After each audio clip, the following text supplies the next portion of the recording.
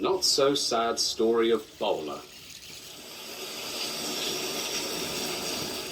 Once, a diesel attached to a train couldn't be asked with the bucketing rain.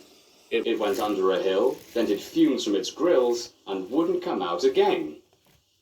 The diesel's name was Bowler. Well, sort of. His real name was D4711, sometimes D261 when he felt bored.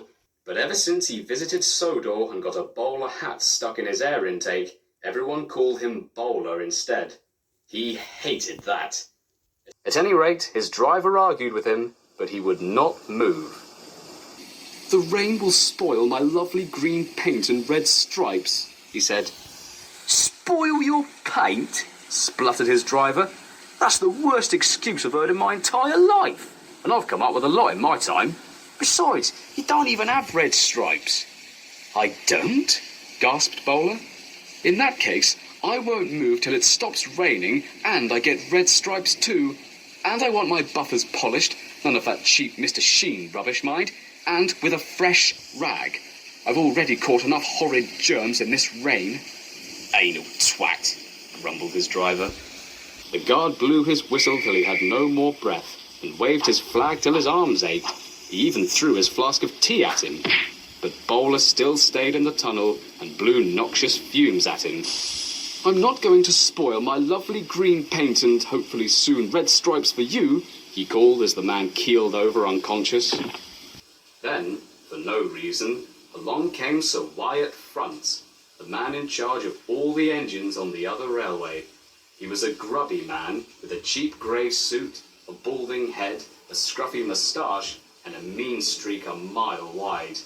For these reasons, everyone called him the Thin Git. "We will pull you out," said the Thin Git, but Bowler only blew noxious fumes at him.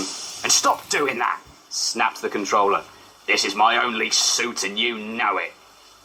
The Thin Git ordered all the passengers out of the carriages and made them tie their belts together to form a rope. Everyone pulled except the Thin Git, because, he said greasily, "My doctor has forbidden me to pull." But still Bowler stayed in the tunnel. They tried pushing from the other end. The Thin Git said, 1, 2, 5, 3, sir," corrected the porter. "Oh, whatever, just push," he snapped. They did, but he didn't help. "My doctor has forbidden me to push," he said oilily. Of course, his doctor had never done such a thing, but he was too busy pushing to claim otherwise. They pushed and pushed and pushed, but still Bowler stayed in the tunnel. Last, Diesel came along with a train of explosives. He was going to level a local park and turn it into an office block. The guard waved his red flag and stopped him. "Let me guess," sneered the shunter. "Bowler again?" "Fourth time this month," moaned the guard. "I'd say he's a hydrophobe if I didn't know he was such a fussy bastard." Meanwhile, at the other end of the tunnel, everyone argued with Bowler. "Look, it has stopped raining," they said. "Yes, but it will begin again soon," said Bowler. "And what would become of my green paint then?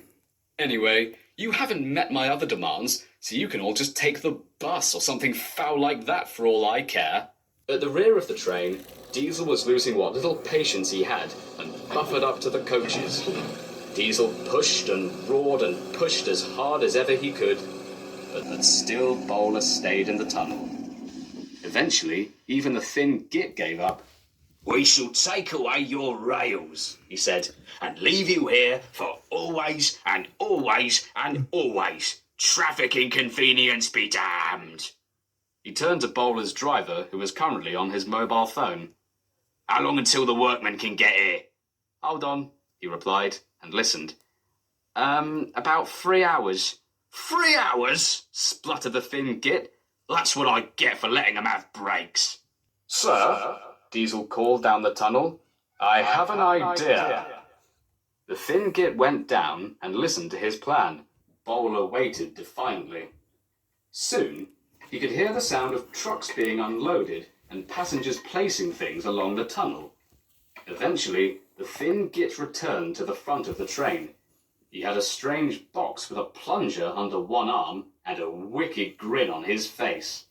You've had your chance, bowler, he said. Now, you've got 5 seconds to get your engine going again, or I blow the whole tunnel sky high.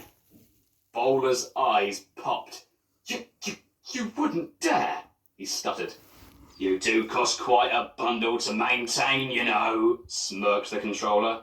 5, 4, 3... In an instant, Bowler's motor sprang into life with a deafening roar. The passengers cheered and danced in delight. They were so happy they didn't notice that Bowler and the coaches had run off without them until too late. Oh, bugger! Snapped the thin git, and he threw the detonator to the ground. Boom! Everyone could only stand dumbstruck as stone, grit, and earth flew everywhere. As the dust eventually began to settle, the thin git marched over to the rubble that was once the tunnel mouth. "This is coming out of your salary," he yelled. Diesel and his driver cringed.